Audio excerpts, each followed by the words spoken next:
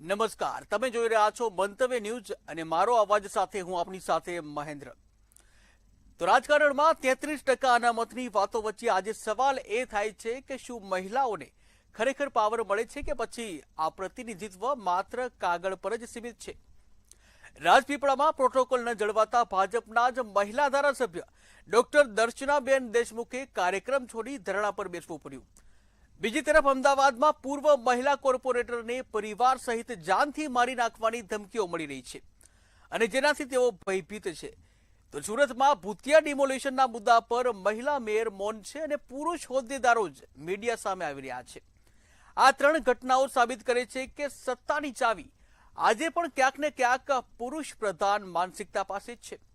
આખરે ક્યાં સુધી મહિલા નેતાઓ માત્ર રબર સ્ટેમ્પ બનીને રહેશે?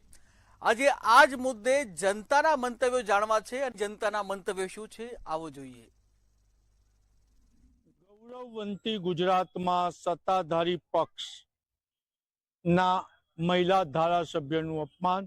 મહિલા ધારાસભ્ય દર્શનાબેન ગાંધીજીની પ્રતિમા પાસે ધરણા પર બેઠા.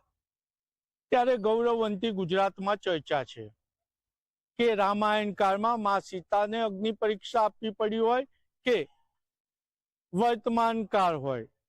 મહિલાઓનું અપમાન થાય છે અને મહિલાઓને આજે પણ અગ્નિ પરીક્ષા આપવી પડે છે. કમલનું ફૂલ નહીં, પરંતુ ભાજપની ભૂલ સાબિત થયેલા વડોદરા મહાનગરપાલિકાના પૂર્વ મેયરનું અપમાન.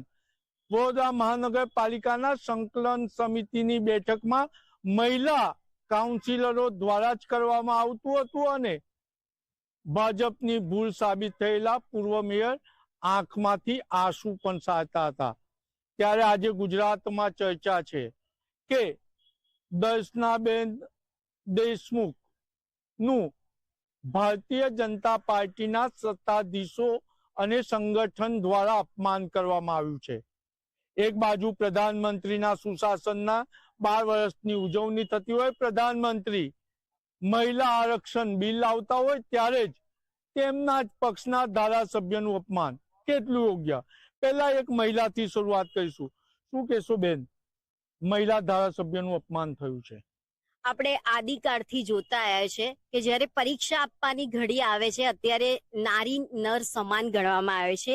નારીઓને 33% અનામત આપવામાં આવ્યું છે. આ રીતની પ્રગતિ થઈ રહી છે છતાં પણ અગ્નિ પરીક્ષામાંથી પાસ જો એ સમયે સીતાને પણ થવું પડ્યું હતું સિર્ફ એક ધોબીના કહેવા ઉપર. અને હાલની પરિસ્થિતિ પણ એવી છે કે ધારો કે તમે